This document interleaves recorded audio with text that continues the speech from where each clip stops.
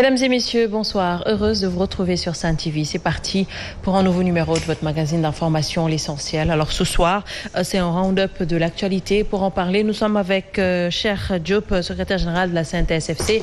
Bonsoir à vous. Un plaisir de vous avoir sur ce plateau. Bonsoir aux auditeurs et à votre équipe. Merci à vous. Alors nous sommes également avec Monsieur Goufaye de la coalition Yewwi Askan Wi, secrétaire général du mouvement Réaction. Bonsoir à vous. Bonsoir Néné.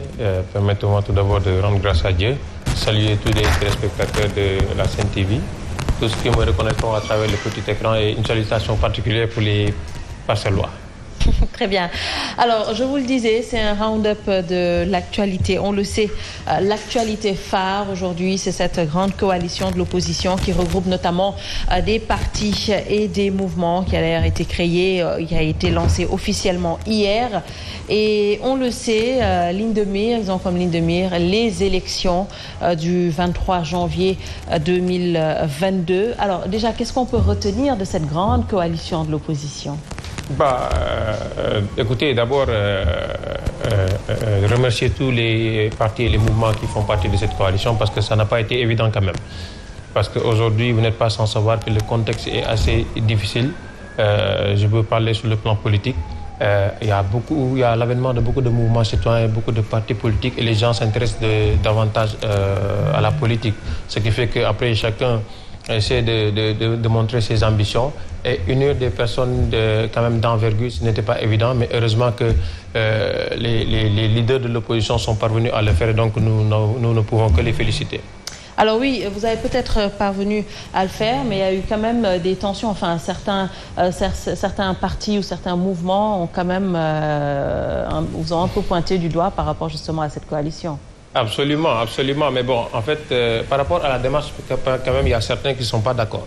Mais moi, je me dis que moi qui ai eu une expérience quand même dans beaucoup de domaines, quand il s'agit de discuter par rapport à des sujets, on ne peut pas convier tout le monde à ce genre de réunions-là. Il faut un comité directeur restreint qui est composé quand même des leaders, même si la notion de leadership est à relativiser. Mais quand même, il faut un nombre restreint de personnes qui vont vers l'essentiel, qui prennent des décisions et puis qui, après, invitent les gens à venir participer. Mais je comprends parfaitement, par exemple, l'inquiétude ou bien la démarche quand quelquefois les gens ne la valident pas. Mais bon, le plus important, c'est de faire un focus sur l'essentiel. Et l'essentiel, c'est d'avoir un groupe assez solide, assez soudé, qui puisse peut-être renverser la tendance lors des élections locales prochaines.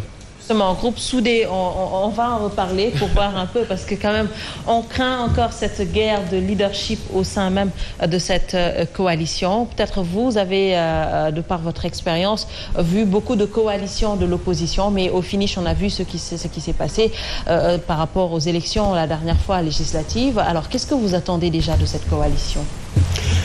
Ce que nous attendons de la coalition et même de l'ensemble de la classe politique, c'est qu'au bout du compte, que notre démocratie soit consolidée. Nous ne sommes pas présentement acteurs du mouvement politique, nous l'avons été du temps de la CONACPO. On a eu à participer à des coalitions qui ont quand même pu poser leur pierre à l'édifice de la démocratie. 20 ans, 30 ans après, c'est ce que nous attendons des nouvelles coalitions qui se constituent. Compte tenu du contexte de troisième millénaire, il est évident qu'aucun parti politique, aucune entité seule ne peut gagner des élections. Donc, les tentatives de coalition sont en fait quelque chose de tout à fait normal. Mais l'essentiel pour nous, citoyens, pour nous, acteurs du monde du travail, partenaires sociaux, j'allais dire, ce que l'on attend, on n'est pas indifférents. Nous ne sommes pas acteurs politiques, mais nous ne sommes pas indifférents de la politique. Ce que nous attendons, c'est que les coalitions, la classe politique, ceux qui iront en compétition, comprennent que le pays n'appartient pas à la classe politique, mais à l'ensemble de la nation, et que chacun a le devoir de consolider notre démocratie.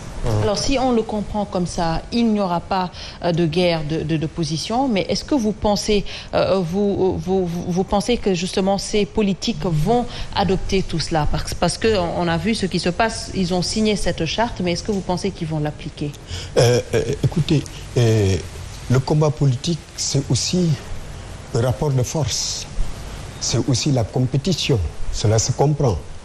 Mais l'essentiel, c'est que chacun se fixe des limites à ne pas dépasser pour que notre démocratie soit sauve, mais pour qu'elle soit consolidée.